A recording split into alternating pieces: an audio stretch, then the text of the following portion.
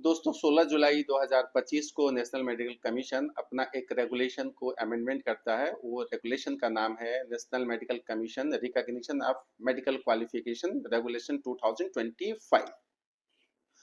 उस रेगुलेशन के आने के बाद भारत में तरह तरह के बयानबाजी शुरू हो गए, तरह तरह के मीडियाबाजी शुरू हो गए और देश के कुछ प्रतिष्ठित जो न्यूज प्रिंट मीडिया है या जो वेब मीडिया है उन्होंने इसको छाप दिया और बहुत गलत तरीके से इस अमेंडमेंट को जो नेशनल मेडिकल कमीशन ने 16 जुलाई 2025 को किया रिकॉग्निशन को लेके, चाहे रिकॉग्निशन इंडियन मेडिकल क्वालिफिकेशन की हो या रिकॉग्निशन फॉरेन मेडिकल क्वालिफिकेशन की हो, इस पे आज के होपकास्ट में हम लोग इस पे बातचीत करेंगे। नमस्कार, मेरा नाम दीपेंद्र चौबे है और इस अमेंडमेंट जो नेशनल मेडिकल कमीशन के recognition and medical qualification regulation के ऊपर जो अमेंडमेंट हुआ, वो अमेंडमेंट का क्या मतलब है और क्या 16 जुलाई 2025 से पहले भी 2023 में भी इस तरह के गजट आए हुए हैं, उसी की ये कंटिन्यूएशन है। और 2023 के जो गजट थे उसी गजट में एक सेक्शन में अमेंडमेंट किया गया है। तो इस अमेंडमेंट पे एक पूरी तरह से हम लोग चर्चा करेंगे, इसका मतलब क्या है, इसका मीनिंग क्या है, नेशनल मेडिकल कमीशन क्या कहना चाह रही है, इसको विस्तृत हम लोग बताएंगे, विस्तार से आपको समझाने की कोशिश करेंगे। और आज इस होपकास्ट में फिर जो मेरे गेस्ट हैं, आपके जाने माने चहेते, जिसको आप हमेशा सुनना चाहते हैं, वो मिस्टर रवि कौल साहब हैं। तो कौल साहब, आपकी बहुत बहुत शुक्रिया फिर से होपकास्ट में जुड़ने के लिए। और ये वाकई काफी ज्वलंत मुद्दा है और इस अमेंडमेंट को अलग अलग तरीके से अलग अलग कंसल्टेंट इंटरप्रिटेशन कर रहे हैं और अलग अलग जो एक्सपर्ट मीडिया में अपनी राय दे रहे हैं, उस राय पे भी आपका हम विचार जानेंगे। पहले जानना चाहते हैं कि ये नेशनल मेडिकल कमीशन का जो recognition and medical qualification regulation act 2023 आया और फिर उसी रेगुलेशन को 16 जुलाई 2025 में सेक्शन 7 को अमेंडमेंट करना पड़ा, ये इसका मतलब क्या है और ये medical national medical commission recognition and qualification medical qualification regulation का मतलब क्या है, इसको क्यों लाया गया? इसमें इसके लिए हमें जाना पड़ेगा 2019 की तरफ। 2019 में एनएमसी एक्ट आया।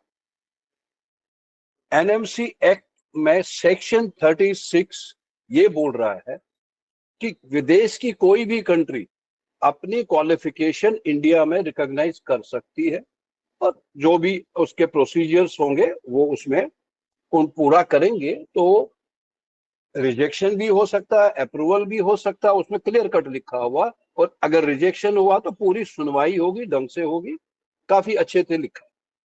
उसी को इन्होंने गैजेट का स्वरूप दिया 29 दिसंबर 2023। राइट। वो तो एक्ट था। 2023 29 अक्टूबर को दिसंबर को उन्होंने गैजेट नोटिफिकेशन इश्यू किया और एक रेगुलेशन बनाया। एक रेगुलेशन बनाया जिसमें ये नहीं है कि फॉरेन क्वालिफिकेशंस को लेना है, उसमें इंडियन और फॉरेन दोनों आएगा। राइट। उसमें ये उन्होंने दिया हुआ चैप्टर 2 में comprehensive list of recognised medical qualifications in India.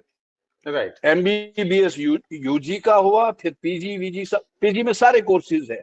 PG भी है, सुपर उन्होंने सारी, स्पेशलाइजेशन भी है, हाँ, पोस्ट डॉक्टरेट भी है, पोस्ट डॉक्टरेट सर्टिफिकेट भी है। जी जी मेडिकल के जी, जितने कोर्सेज है सबके बारे में जिक्र है। राइट। बिल्कुल। अब वो फ्री में तो होगा नहीं, उसका कुछ प्रोसीजर होगा, चाहे इंडिया का कॉलेज हो अब्रॉड का हो, उसके खर्चा यहाँ पे भी मेहनत लोग करेंगे तो कुछ तो खर्चा आएगा।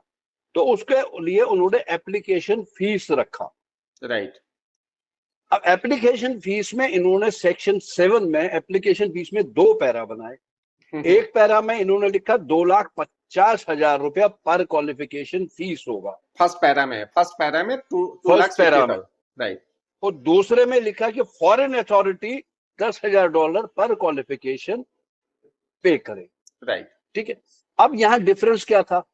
कंफ्यूजन ये हुआ था 2023 से भी, लोग कह रहे थे नहीं अब्रॉड को एक क्वालिफिकेशन 2.5 लाख है, कोई कह रहा था $10,000 है। कि सिर्फ ये है भैया, आपको $10,000 देना है, उसके साथ जो प्रोसीजर है, जो डॉक्यूमेंटेशन है, जो जो मांगा जाएगा एनएमसी, पूरा फॉर्मेट दिया जाएगा, किस तरह से आप अप्लाई करेंगे। और लेकिन एनएमसी एक्ट में लिखा है कि ये एप्लीकेशन किससे आएगी? लाइसेंसिंग अथॉरिटी से। जो वहां पे अथॉरिटी होगी, जो भी गवर्नमेंट अथॉरिटी होगी, जो वहां का मेडिकल एजुकेशन देख रही होगी, वो एनएमसी को अप्रोच करेगी। राइट। ठीक है। अब इसमें क्या हुआ, जब ये 17 तारीख को आया, किसी व्यक्ति विशेष को पता चला, उन्होंने मिंट में छाप दिया कि भाई एनएमसी ने $10,000 खर्चा लगाने की ये प्रपोजल रखा है। भाई ये प्रपोजल नहीं है, ये ऑलरेडी लॉ है। $10,000 पर क्वालिफिकेशन 2023 से हमारे यहाँ कानून है, और वो आज भी है, उसमें इन्होंने कुछ चेंज नहीं किया। एक मिंट ने ये छाप दिया, उनको मैंने ट्वीट भी किया, ट्वीट का रिस्पॉन्स नहीं आया, तो उसके बाद नवभारत टाइम्स ने, उन्होंने अलग ही लेवल पे चले गए कि अब ये 100 बच्चों पे $8,000, मतलब इतना खर्चा। उन्होंने फीस भी बढ़ा दी वहां की, अब्रॉड की। राइट। भाई उससे फीस का क्या संबंध है?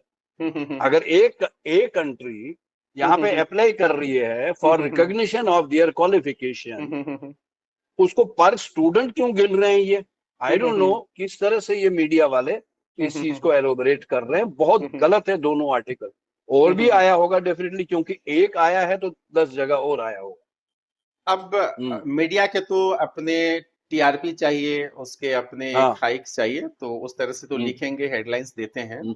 सवाल जहां पे है, जिसमें कंफ्यूजन लोगों को फंसा हुआ है, क्योंकि बहुत सारे लोगों ने जो 16 जुलाई 2025 को अमेंडमेंट किया एनएमसी ने सेक्शन 7 में, national medical commission recognition and medical qualification regulation 2023 में, तो उसमें बहुत ज्यादा चीज अमेंडमेंट नहीं हुआ। जैसे आपने कहा कि सेक्शन 7 का पैरा फर्स्ट को अमेंडमेंट किया गया है, और जितने भी रेगुलेशन 2023 में है रूल्स, वो एग्जिस्टिंग रूल ज्यों का त्यों है, कंप्लीट।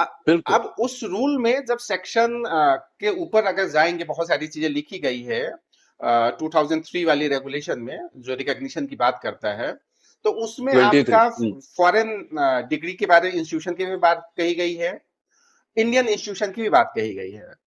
उसके लिए अगर उसका 2023 के सेक्शन 6 को पढ़ लिया जाए, तो उसमें दोनों की बात करता है, इंडियन मेडिकल इंस्टीट्यूशन, राइट। अब यहाँ पे जो कंसल्टेंट है, या खास करके जो यूट्यूबर या यूट्यूबराइन जो लोग बैठे हुए हैं ज्ञानी, इस 2025 वाले तो सेक्शन रेगुलेशन अमेंडमेंट पढ़ लिए, और 10,000 वाली तालियां बजने लगी। अगर इसके साथ साथ 2023 वाला भी रेगुलेशन पढ़ लेते, तो ये सारी चीज क्लियर हो जाता। तो ये तो पढ़े नहीं, और 2025 वाली अमेंडमेंट के बिहाफ पे मीडिया ने खबर चला दिया। अब बच्चे कंफ्यूज हो जाएंगे। बिल्कुल। तो इस तरह की चीजों से बचनी चाहिए। दूसरा जो आपसे सवाल मेरा ये है कि जो सेक्शन 7 का पहला पैराग्राफ को जो अमेंडमेंट किया गया, जिसमें 2.5 लाख रुपया लिखा गया था, तो वो 2.5 लाख रुपया इंडियन इंस्टीट्यूशन के लिए था। यस, डेफिनेटली, ऑब्वियसली फॉरेन के लिए वो second para as it is है।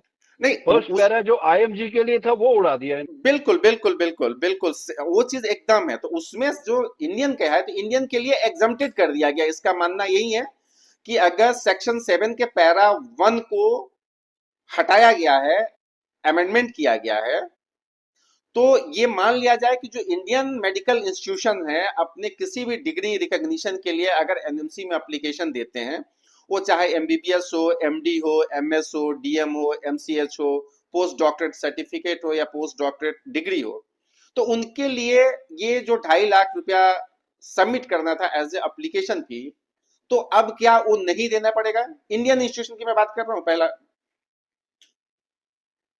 इंडियन इंस्टीट्यूशंस की डिग्री जो है, प्रैक्टिकली देखिए, अभी ये जो हो रहा है, ये जो एनएमसी इस टाइम कर रहा है या किया है, इन्होंने काफी अच्छा किया है राइट फ्रॉम 2000 की। ये जो इन्होंने अमेंडमेंट की, मेरे हिसाब से क्या लग रहा है मुझे, ये कर रहे हैं WFME की तरफ पे। They want to recognise the country, not the college. उसी लेवल पे ये कर रहे हैं कि वो फॉरेन कॉलेजेस, फॉरेन कंट्रीज को रिकॉग्नाइज कर रहे हैं, ABCD, ठीक है, कर दिया।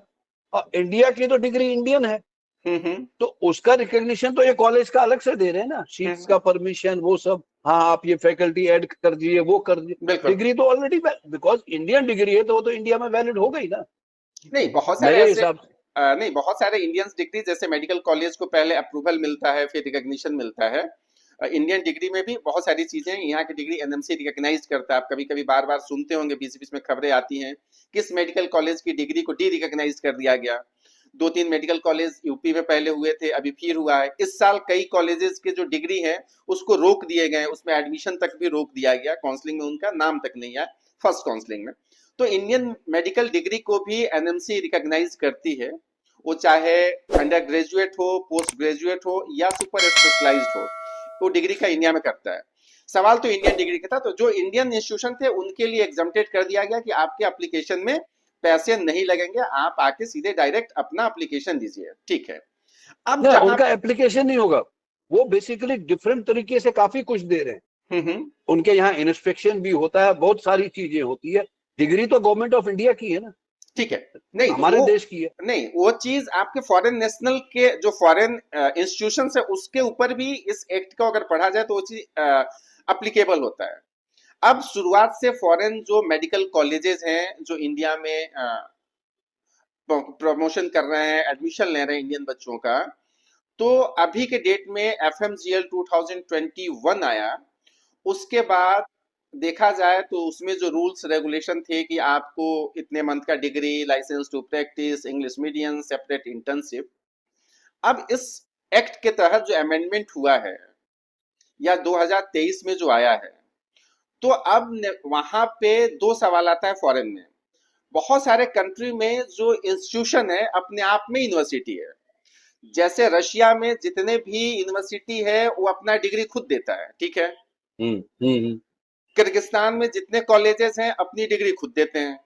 इजिप्ट में जितने कॉलेजेस हैं खुद डिग्री अपने देते हैं। उज्बेकिस्तान का भी वही हालत है, जॉर्जिया का भी वही हालत है। एक तो इस पक्ष को हम लोग देखने की कोशिश करेंगे। दूसरा पक्ष इसमें यह है कि बहुत ऐसे कंट्रीज हैं जहां पे यूनिवर्सिटी दो है या चार है या तीन है, लेकिन उसके अफिलिएटेड कॉलेजेस कम से कम कहीं पे 20 है, कहीं पे 18 है, कहीं पे 64 है, कहीं पे 65 है। तो इसको हमको समझने के लिए दो पार्ट में जाना पड़ेगा। तो इन कॉलेजों को अगर अपना डिग्री रिकॉग्नाइज करवानी है, यूजी या पीजी जहां भी जो अवेलेबल है, तो एनएमसी को वो कैसे अप्रोच करेंगे? मेरे ख्याल से जहां तक अभी तक मैं एनएमसी को समझ चुका हूं, they are trying to recognise the college, sorry country, country. Not college. तो कंट्री अगर रिकॉग्नाइज करेंगे तो एन मास हो जाएगी।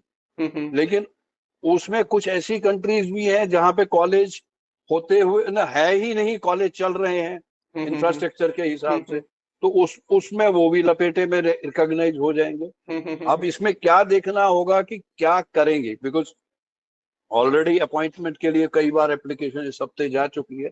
लेट अस होप कि शायद कुछ वहां से सही जवाब आए, क्योंकि यही समझना है कि what will be the procedure for application. Number दो, कि आप कंट्री रिकॉग्नाइज करोगे या कॉलेज रिकॉग्नाइज करोगे, तो who will verify the details वहां पे जाके ऑन स्पॉट कि आप इंस्पेक्शन करोगे, जैसे इन्होंने चाइना में किया था way back long long ago. तो उसके बाद बहुत अच्छा हुआ था। देखो चाइना कैसे चल रहा था, तब से smooth, number of seats limit कर दिया, कॉलेजेस लिमिट कर दिया, दोनों गवर्नमेंट्स ने उस टाइम बहुत अच्छा किया था। आई थिंक एनएमसी अगर वैसा करेगी नहीं करेगी वो देखना पड़ेगा, वो नहीं, अभी सवाल है। देखिए प्रॉब्लम क्या है कि एनएमसी जिस गंदगी को साफ करने चला था, अब गंगा को साफ करने के लिए आपको गंगोत्री जाना पड़ेगा ना। बनारस में गंगा साफ थोड़ी हो सकता है, पटना में गंगा साफ तो होगा नहीं, उसके सफाई के लिए आपको गंगोत्री से साफ करना पड़ेगा। तो एनएमसी अपने आप में अपनी ही चीजों को कंट्राडिक्ट करते नहीं आ रही है। 2019 के बाद से हम लोग देखें तो 2019 में नेशनल मेडिकल कमीशन बिल बनता है, जिसका आपने जिक्र किया, सेक्शन 36 के तहत उनके पास ये पावर है कि वो किसी कंट्री को रिकॉग्नाइज डी रिकॉग्नाइज कर सकते हैं, इंक्लूडिंग इंडिया भी, ठीक है। इंडिया में कॉलेजेस की बात हुई है। फिर उन्होंने नवंबर 18 2021 को एफएमजीएल ला देते हैं। उसमें कहते हैं कि भाई ये कंडीशन फुलफिल करो तब आपकी डिग्री यहाँ पे वैलिड मानी जाएगी। 2023 में national medical commission regulation, medical qualification regulation ला देते हैं। उसमें कह रहे हैं कि अगर आपको अपनी कॉलेज अपनी डिग्री को यहाँ पे रिकॉग्नाइज करानी है तो आप मेरे यहाँ ये $10,000 दे के आप एप्लीकेशन दो। फिर मेरी एक कमिटी बनेगी, एक बोर्ड बनेगा जो आपके पूरी एप्लीकेशन और आपके पूरे डॉक्यूमेंट्स को वेरिफिकेशन करेगा। वेरिफिकेशन फिजिकल भी हो सकता है, वेरिफिकेशन सैटेलाइट मोड से भी हो सकता है, वेरिफिकेशन आपके डॉक्यूमेंट से भी हो सकता है। जो भी जरूरत पड़े उस हिसाब से हम वेरिफिकेशन कर लेंगे। उसके बावजूद भी अगर लग रहा है बोर्ड को, जो रिकॉग्निशन देने वाले बोर्ड बनेगा, कि इस कॉलेज को, इस कंट्री के इस कॉलेज या इस यूनिवर्सिटी को हम रिकॉग्नाइज नहीं करें, तो उसके लिए हम लिख देंगे और ये बात आपको 6 महीने के अंदर पता चलेगी कि आपके कॉलेज रिकॉग्नाइज्ड हुआ या नहीं हुआ। नहीं हुआ, बिल्कुल सही बात।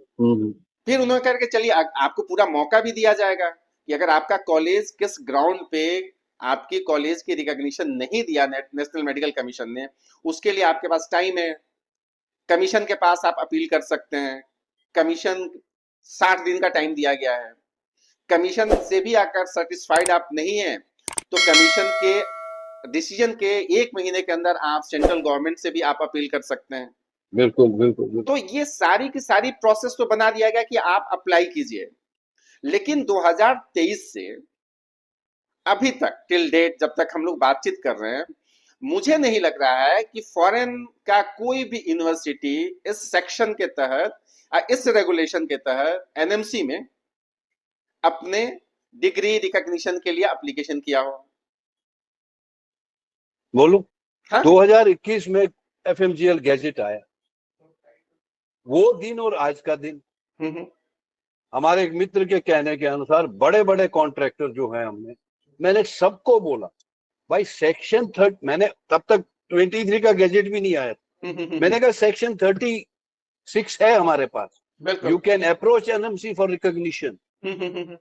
किसी ने कोशिश नहीं की। ये सबसे मतलब आपने अपनी जेब से $10,000 थोड़ी देना है, ये उस कंट्री को देना है भाई। चलो वो चाहे बच्चों से वसूले, कुछ भी करे, एक बार में क्लियर तो होगा कौन सी कंट्री रिकॉग्नाइज है कौन सी नहीं है।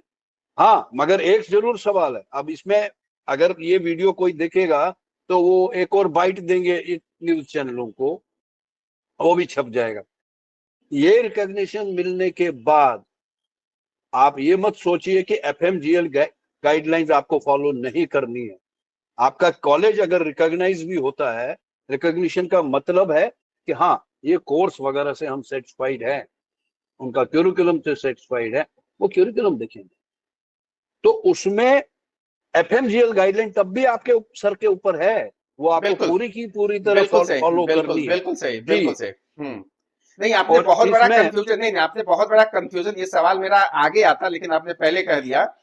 ये सवाल ये बच्चों को या कॉन्ट्रैक्टर या कंसल्टेंट या किसी कंट्री के जो यूनिवर्सिटी है उसको लग रहा होगा कि ये एप्लीकेशन कर देते हैं और नेशनल मेडिकल कमीशन अगर मेरा कॉलेज के डिग्री को रिकॉग्नाइज कर देता है, ठीक है, तो मुझे वहां पे एग्जम्पशन मिल जाएगा एफएमजीएल से। ये सरासर गलत है। गलत है। क्योंकि आपकी डिग्री जैसे एक लिस्ट हुआ करती थी एनएमसी बनने के पहले, जब तत्कालीन MCI medical Council of India होता था हर कंट्री का, और हर जितने भी कंसल्टेंट या कॉन्ट्रैक्टर थे वो लिखते थे कि this college is recognised by Medical Council of India. चूंकि आप 21 के पहले वाले जितने भी एडवर्टाइजमेंट देखेंगे तो उसमें ये चीज मेंशन आपको लोग करते थे। अभी भी अप्रूव्ड लिख रहे हैं। तो ये चीज तो आपको देना पड़ेगा चाहे आपके कॉलेज रिकॉग्नाइज्ड भी हो जाए। तो ये मत समझ के चलिए कि US, UK, Australia, New Zealand, Canada वाली डिग्री की हालत में आपकी डिग्री आ जाएगी और आप एफएमजीएल से एग्जम्प्टेड हो जाएंगे। ये सरासर आपकी भूल होगी। आपकी कॉलेज का लिस्ट जो शेड्यूल 1, 2 या 3 में, अगर इंडियन मेडिकल काउंसिल एक्ट 1956 के शेड्यूल 1, 2, 3 में जाएंगे तो बहुत सारे कंट्री की डिग्री वहां पे लिखा हुआ है। जैसे एग्जांपल के तौर पे रशिया में एमडी डिग्री मिलता है, तो इक्विवेलेंसी इंडिया में क्या होगा? एज ए एमबीबीएस डॉक्टर होगा। आपको यहाँ पे किर्गिस्तान में डिप्लोमा इन मेडिसिन या डिप्लोमा इन हेल्थ साइंस करके मिलता है, उसका भी शेड्यूल 3 में मेंशन है, जो पुराने अगर कोई पढ़ना चाहे। जैसे इजिप्ट में एमबीसीएस बोला जाता है एमबीबीएस को, तो वहां के भी कई कॉलेजों का नाम उसमें है। तो उस डिग्री का रिकॉग्निशन का मतलब ये नहीं है कि आपके शेड्यूल 1, 2, 3 में अगर आपके कॉलेज का नाम आ गया कि एक्स कॉलेज से आपने एमडी की डिग्री किया इक्विवेलेंट टू एमबीबीएस इंडिया में है, या वाई कॉलेज से आपने एमबीसीएच किया और इक्विवेलेंट टू डिग्री एमबीबीएस है इंडिया में, इसका मतलब एग्जाम्प्टेड आप नहीं है। आपको एफएमजीएल अभी एग्जिस्टिंग में स्क्रीनिंग टेस्ट है वो देना पड़ेगा। आने वाले समय में नेक्स्ट अगर अप्लीकेबल होता है, इम्प्लीमेंट होता है, तो वो आपको देना ही पड़ेगा। बिल्कुल। अब दूसरा सवाल यहाँ पे एक और है कि जो मैंने कहा, जैसे मान लीजिए जहां पे कॉलेजेस हैं और यूनिवर्सिटी दो है, कॉलेजेस ज्यादा हैं, तो उन कॉलेजों के डिग्री तो यूनिवर्सिटी दे रही है, तो वो तो दो यूनिवर्सिटी की डिग्री रिकॉग्निशन के लिए एप्लीकेशन देगा। हाँ बिल्कुल। नहीं, कॉलेज के लिए प्रैक्टिकली देखो, मेरे को अभी कंफ्यूजन है ये कि क्या ये अगर लाइसेंसिंग अथॉरिटी उस कंट्री की करेगी तब तो वो एक ही करेगा ना। नहीं नहीं, जैसे एग्जांपल नहीं, इसमें जो लिखा गया है कि आपका जो लाइसेंसिंग अथॉरिटी, उसमें जैसे मान लीजिए कहीं पे मिनिस्ट्री ऑफ हेल्थ है, कहीं पे मिनिस्ट्री ऑफ एजुकेशन है, कहीं पे वहां के अपने मेडिकल रेगुलेटरी एजेंसीज हैं। जैसे मान लीजिए रशिया वगैरह में मिनिस्ट्री ऑफ हेल्थ एजुकेशन करता है, सीआईएस में मैक्सिमम। नेपाल में देखिए तो नेपाल मेडिकल कमीशन करता है, इजिप्ट में देखिए तो सिंडिकेट करता है। तो वो जो वही करेंगे, एक ही एजेंसी रहेगी ना फिर नहीं उस सूरत एजेंसी में। नहीं, एजेंसी तो एक ही रहेगी। बस तो लेकिन अप्लाई नहीं, वो करेगा, हाँ तो अलग अलग एजेंसी कॉलेज थोड़ी करेगा। नहीं, कॉलेज तो नहीं कर सकता है। जैसे एग्जाम्पल के तौर पे मान लीजिए इजिप्ट में 8 कॉलेजेस में बच्चे जा रहे हैं। हम्म। अगर सिंडिकेट वहां जो रेगुलेट करता है, जैसे एनएमसी है, तो इजिप्ट में आपका जो रेगुलेटरी एजेंसी है उसका नाम सिंडिकेट है, ठीक है, सुप्रीम काउंसिल है। तो वो वही सुप्रीम काउंसिल या सिंडिकेट 8 यूनिवर्सिटी के एप्लीकेशन मूव करेंगे ना। आप सेक्शन 7 पैरा नंबर 2 पे आइए। ठीक है, आ गया। Any foreign authority hmm in any country hmm outside India hmm, entrusted with recognition, कौन है वो? तो वहां की लाइसेंसिंग अथॉरिटी आ गई ना। राइट। हम्म जो वहां पे लाइसेंसिंग या रिकॉग्निशन अथॉरिटी, हम्म काउंसिल होगा, कमीशन होगा, दैट इज सेपरेट। हम्म जो भी है, even if it is ministry, तो हम्म, मिनिस्ट्री अप्रोच करेगी ना। मतलब दिस इंडिविजुअल, मीन्स कॉलेज नहीं करेगा, दिस मीन्स नहीं कॉलेज नहीं कॉलेज तो करेगा। नहीं कर सकता, कॉलेज नहीं कर सकता है। हाँ, कॉलेज कॉलेज नहीं कर एप्लीकेशन नहीं दे सकता, सकता है। जो वहां पे एक्रेडिटेशन देने वाला एजेंसी है, वो करेगा। जो रिकॉग्निशन देने वाला एजेंसी है कंसर्न कंट्री में, वही अप्लाई करेगा कॉलेज के भी आप पे। बिल्कुल ठीक है। बिल्कुल। दूसरा सवाल कि अब चलिए नेपाल में आ जाते हैं, बांग्लादेश में आ जाते हैं। नेपाल में 2 यूनिवर्सिटी है। जी, नहीं 3 है। नहीं नहीं, मैं वही बता, 2 यूनिवर्सिटी है, एक डिम्ड यूनिवर्सिटी है जिसको बीपी हाँ कोइराला बोलते हैं, ठीक है। हाँ हाँ हाँ हाँ, ठीक है। तो जो त्रिभुवन यूनिवर्सिटी है, तकरीबन उससे अफिलिएटेड कॉलेज तकरीबन 7 या 8 है, हम्म, ठीक है। काठमांडू यूनिवर्सिटी से अफिलिएटेड आपको कम से कम 11 या 12 कॉलेजेस हैं। तो जब Nepal medical council in college अपनी डिग्री रिकॉग्निशन के लिए अप्लाई करेगा, तो वो तो जब नेपाल मेडिकल काउंसिल करेगा तो काठमांडू की डिग्री और त्रिभुवन यूनिवर्सिटी की डिग्री के करेगा, उसके कॉलेज के लिए तो नहीं करेगा, क्योंकि कॉलेज तो डिग्री देने वाला अथॉरिटी नहीं है, यूनिवर्सिटी है। तो उस केस में वो 2 यूनिवर्सिटी कहीं, डीम्ड यूनिवर्सिटी की डिग्री कौन दे रहा है? डीम्ड वो, यूनिवर्सिटी, हाँ वो खुद दे रहे, तो 3 हो गया। तो उसकी लाइसेंस उनकी कौन देता है? नेपाल नेपाल मेडिकल कमीशन देगा। नेपाल में बस नेपाल तो मेडिकल को, नेपाल मेडिकल तो तो तीन के तीन, तीनों के लिए वो अप्लाई करेगा ना। लेकिन वो 20 कॉलेज के लिए अप्लाई करने के लिए जरूरी नहीं है। 20 कॉलेज इंडिविजुअली नहीं करेंगे। नहीं, कैसे कर सकते? राइट, हाँ, ठीक ये है। भी देखो, अभी क्योंकि इन्होंने प्रोसेस अभी भी पार नहीं निकाला कि what will be the process. ठीक है। अप्लाई कर लेना इन द प्रिस्क्राइब्ड फॉर्मेट या प्रोफॉर्मा, जो भी इन्होंने लिखा। पॉइंट है, इनके पास 2 ऑप्शन है, या तो ये लाइसेंसिंग अथॉरिटी पूरी कंट्री के लिए करेगी, या वही लाइसेंसिंग अथॉरिटी जैसे वो डब्ल्यूएचओ को लिख देते हैं ना कि भैया हमारे यहाँ ये कॉलेज पैदा हुआ, इसको लिस्टिंग कर दो। हो सकता है ये कॉलेज वाइज भी करें, भाई कॉलेज फीस भरेगा, हम आपको रिकमेंड करते हैं, जाओ एनएमसी के पास जाओ। अगर वो हो जाएगा, हमारे देश को बहुत रेवेन्यू आएगा भाई। लेकिन कॉलेज तो डिग्री नहीं देता है, डिग्री तो यूनिवर्सिटी देती है। नहीं, जो भी डिग्री देता है, हम्म बांग्लादेश में कौन देता है? ढाका BMDC यूनिवर्सिटी थी, हाँ, चिटागोंग यूनिवर्सिटी, बिल्कुल। Selected university.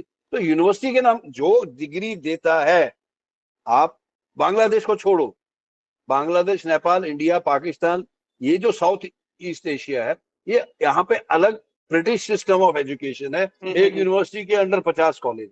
ठीक है। आप जाओ ना CIS कंट्रीज में, हर college is a university. Actually वहां पे यूनिवर्सिटी का कंसेप्ट अलग है।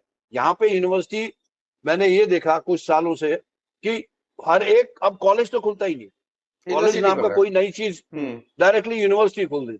बिल्कुल। तो डीम टू बी यूनिवर्सिटी, तो वो एक यहाँ पे ट्रेंड हो गया। वहां पे accreditation level, right. CIS country जो एर्सवाइल USSR कंट्रीज है, वहां पे 4 लेवल्स होती है। सबसे पहले मेडिकल इंस्टीट्यूट बनेगा, फिर एकेडमी बनेगा, फिर ये यूनिवर्सिटी बनेगा, फिर स्टेट यूनिवर्सिटी, तीनों में स्टेट रहेगा, और लास्ट पे वो नेशनल यूनिवर्सिटी बनेगा। तो वहां एक्रेडिशन लेवल है, वो यूनिवर्सिटी डायरेक्ट नहीं बनी है, वो with the number of faculties, with the development, वो चीज बढ़ गई। ओके। यहाँ पे अब कंसेप्ट अलग है। अब अब दूसरा रशिया जो की सुनो, रशिया में 90 यूनिवर्सिटी है, 90 यूनिवर्सिटी अप्लाई करती है, चाहे थ्रू लाइसेंसिंग अथॉरिटी या कैसे भी। $10,000 इंटू 90, हमारा तो रेवेन्यू जो है वो बहुत बढ़िया है देश के लिए, क्या बुराई? नहीं, देश के लिए तो बहुत बढ़िया है ही, रेवेन्यू मगर कलेक्ट बच्चों के करना लिए उससे चाहिए। ज्यादा जरूरी है। नहीं, उस पे हम आएंगे। जो मीडिया कवर किया है कि इस 10,000 देने से बच्चों का फी कैसे बढ़ जा रहा है, इतनी महंगी विदेश की शिक्षा कैसे हो जाएगी, उस पे हम लोग बात करेंगे। लेकिन उसके पहले एक सवाल और आपसे पूछ लूं कि 2023 के जो national medical commission recognition medical qualification regulation है, या उसमें जो अमेंडमेंट 2025 में किया गया है, ये जगह भी कहीं जिक्र नहीं है कि ये $10,000 रिफंडेबल है या नॉन रिफंडेबल है। नॉन रिफंडेबल, इसको कैसे आई बिलीव इंटरप्रिटेशन इट्स, किया? मैं बताता हूँ, क्योंकि क्योंकि अगर रिफंडेबल होता, हम्म। हेयरिंग आपको मिलेगी, सब कुछ मिलेगी। आई डोंट फील ये रिफंडेबल नहीं हो सकता। रिफंडेबल तो हो ही नहीं सकता है। मैंने वो चीज कहीं पढ़ी थी, आई डोंट नो इसमें पढ़ी थी या वहाँ किसी, जो हम जाते हैं NMC वगैरह में, कहीं मैंने ये देखा है क्योंकि तो ये रिफंडेबल, नॉन बिल्कुल, रिफंडेबल। अगर रिफंडेबल रहता तो लिख दिया था, जैसे कोर्ट फीस आप तब दे तो दिए। लिखते हैं ना। अगर कोर्ट हाँ, फीस आप दे दिए, चाहे सुप्रीम वो कोर्ट है या रिफंडेबल हाई थोड़ी कोर्ट हो, होता, आप केस जीते या हारे, वो जो कोर्ट फीस खत्म। था वो गया तो गया। वैसे ही ये फी, ये जो $10,000 है, डॉलर है, ये नॉन रिफंडेबल है। बिल्कुल, ये नॉन अब रिफंडेबल ही होगा, क्योंकि अब रिफंडेबल फिर मेंशन करते। अब आखिरी में मुझे आप ये बताइए कि ये जो न्यूज में या जिस तरह से वेब या प्रिंट मीडिया में ये खबरों को चलाया जा रहा है कि भारतीय विदेशों की डिग्री इंडिया में रिकॉग्नाइज, बाहर विदेश में MBBS पढ़ना अब महंगा हो गया, तो इसका आधार क्या मान के इतने अच्छे अच्छे जर्नलिस्ट लिख दे रहे हैं, या उनको जो आउटपुट दे रहे हैं, इनपुट दे रहे हैं, तो किस आधार पे इसका इंटरप्रिटेशन कर रहे हैं कि 10,000 को यूनिवर्सिटी अगर दे रहा है एप्लीकेशन फी, तो उनके मतलब फी बढ़ा देंगे, आपसे चार्ज करेंगे। कैसे, क्यों करेगा? यूनिवर्सिटी तो क्यों अपनी करेगा? रजिस्ट्रेशन लेता है, फी लेता बस है। सब चीज ले रहा है अपना, वो कैसे करेगा? ये देखिए, ये जो हमारे मीडिया वाले, इनको किसी ने ये बाइट दी। ये मैंने 2021 से देख रहा हूँ, ये न्यूज कोई भी कुछ बोल देता है तो छाप देते हैं, पूरा उसमें डीपली नहीं जाएंगे। इनको ये नहीं है कि भाई एक्ट को ढंग से पढ़े, लॉ को, या कोई कर दिया, पब्लिश कर दिया, क्या फर्क पड़ता है? ठीक है। प्रॉब्लम ये है, अब ये कॉन्ट्रैक्टर, जो हमारे बड़े बड़े कॉन्ट्रैक्टर हैं अब्रॉड में, हमारे यहाँ सिर्फ समस्या इंडियन कॉन्ट्रैक्टर नहीं है, हमारे पास पाकिस्तानी, बांग्लादेशी, नेपाली, चाइनीज, बहुत सारी कंट्रीज वाले कॉन्ट्रैक्टर भी हैं जो हमारे बच्चों को यहाँ से ले जाते हैं। उनको आपने आइडिया दे दिया कि भैया ये $10,000 बच्चों से वसूल। अब आप देखो अगले सेशन से, या हो सकता है इसी सेशन से, भैया हम अप्लाई कर रहे हैं NMC का, अभी प्रोसीजर किसी को नहीं पता, हम अप्लाई कर रहे हैं NMC में इसके लिए, आपको हमें ये भैया 100, आप 200 बच्चे आए, डिवाइडेड बाई $10,000, क्योंकि अखबार ने समझा दिया ना, कैलकुलेशन अखबार ने समझा दिया। ये जर्नलिस्ट डोंट अंडरस्टैंड कि उन्होंने कितनी बड़ी भूल कर, कहाँ लिखा है कि भाई कॉलेज में ये बर्डन होगा, कॉलेज रिकॉग्नाइज होगा कि कंट्री रिकॉग्नाइज होगी, कहीं नहीं क्लियर है। आपको दिस इज ऐसा अनफॉर्चुनेट। आपको एक चीज और याद दिला दूं, आपको ऐसा नहीं लग रहा है कि जब नेशनल एजुकेशन पॉलिसी, जिसको न्यू एजुकेशन पॉलिसी पहले बोला गया, अब नेशनल एजुकेशन पॉलिसी उसको बोल रहे हैं, उसमें एक सेक्शन है कि अगर वर्ल्ड के क्यूएस या डी रैंक या वर्ल्ड रैंक के या संघाई रैंक के टॉप 200 रैंक में जो यूनिवर्सिटीज आए, वो यूनिवर्सिटी आके इंडिया में अपना कैंपस खोल सकता है। ठीक है, एक सगुफा उसमें डाला गया न्यू एजुकेशन पॉलिसी में। और अभी तक 2020 से 2025 हो गया, उसका एक कोई भी काम नहीं हुआ। एक भी यूनिवर्सिटी यूजीसी को अप्रोच नहीं किया है। जबकि मेरे पास कुछ ऐसे सोर्सेज हैं कि इंडियन कुछ ऐसे जिन लोगों की जिम्मेदारी दिया गया है कि आप वहां से यूनिवर्सिटीज को इनवाइट कर रहे हो, इंडिया में कैंपस खुलवाएं, उन लोग का विजिट यूएस हुआ, यूके हुआ, उसके बावजूद भी यूनिवर्सिटी अभी तक इंडिया नहीं आ पा रही है। ठीक है, उसके लिए भी यही एप्लीकेशन है, प्रोसेस है, एक अमाउंट है, लेकिन कोई नहीं आ पाया। तो क्या ऐसा नहीं लग रहा है कि इस एक्ट ने एक ऐसे ही सगुफा छोड़ दिया और नहीं, शगुफा नहीं छोड़ा। अपने हाथ में ले लिया कि भाई चलो $10,000 तो आ जाए, रिकॉग्निशन देने या लिस्ट में लाना ना लाना ये तो मेरा काम है।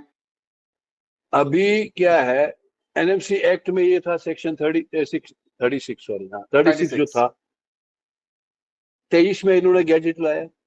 राइट। मैंने काफी लोगों को उस टाइम भी बोला, उसके बाद भी बोलता रहा, सब इग्नोर करते रहे। क्यों भाई? काम चल रहा है, हमारे को बच्चे आ रहे हैं, फीस हम बढ़ा रहे हैं, बच्चे और आ रहे हैं, हम और फीस बढ़ा दिए। मतलब फीस बहुत ज्यादा मल्टीप्लाई हुआ 2021 से अब तक, बहुत ज्यादा, हर जगह। खाने का फीस, खाना पीना जो हम 2021 में यूक्रेन में $700 में देते थे, आज वो $1400 पहुंचा है 4 साल में।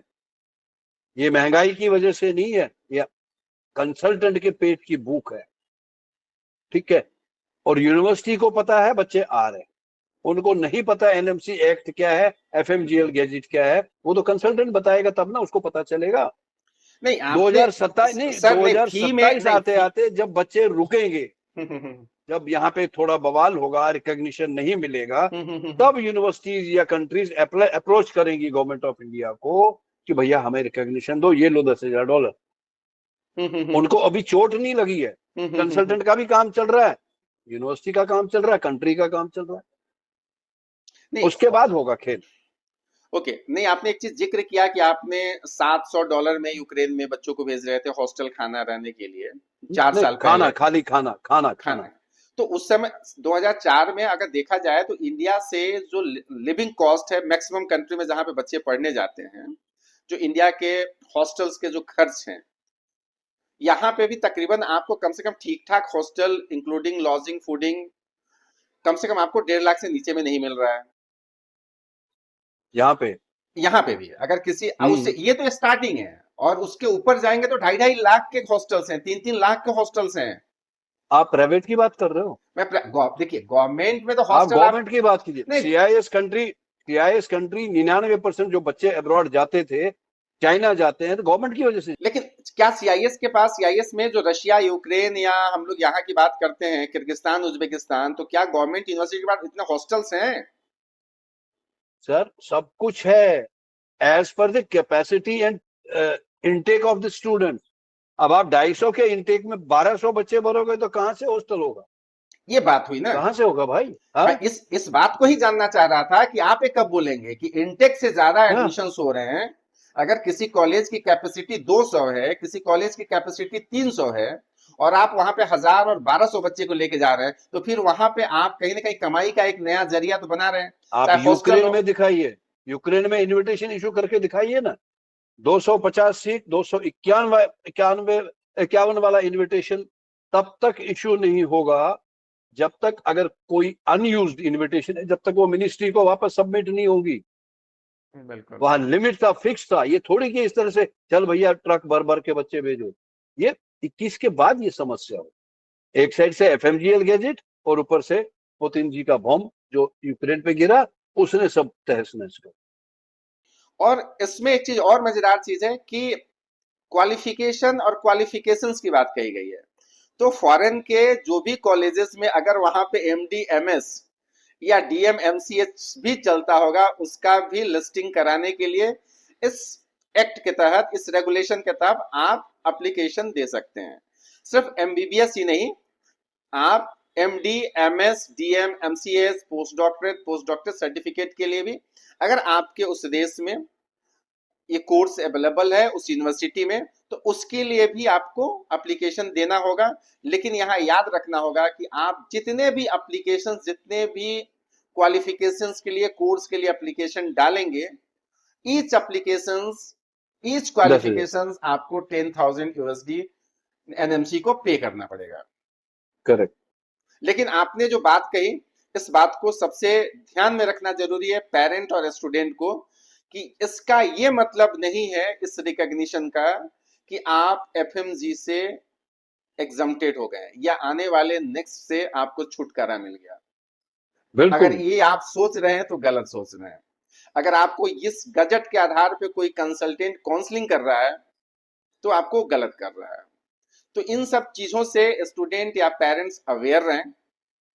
ये रिकॉग्निशन है, एक लिस्टिंग होता है कि हम लिस्ट में डालेंगे, शेड्यूल 1 में, शेड्यूल 2 में, शेड्यूल 3 में, जिसमें डालना होगा। Listing of listing of qualification. Colleges, right. Qualification. तो दोस्तों, ये एक हम लोग का प्रयास था कि अभी जो 2023 में या 2025 में national medical commission recognition medical qualification regulation के ऊपर जो अमेंडमेंट हुआ है 25 में, और जो एक्ट 2023 में बन के तैयार हुआ, जो रेगुलेशन तैयार हुआ, उस पे किस तरह से भ्रम फैला है या किस तरह से भ्रम को फैलाया जा रहा है, उस पे पेरेंट्स और स्टूडेंट के बीच में अपनी जो भी ज्ञान है उसके माध्यम से उनको अवेयर किया जा सके।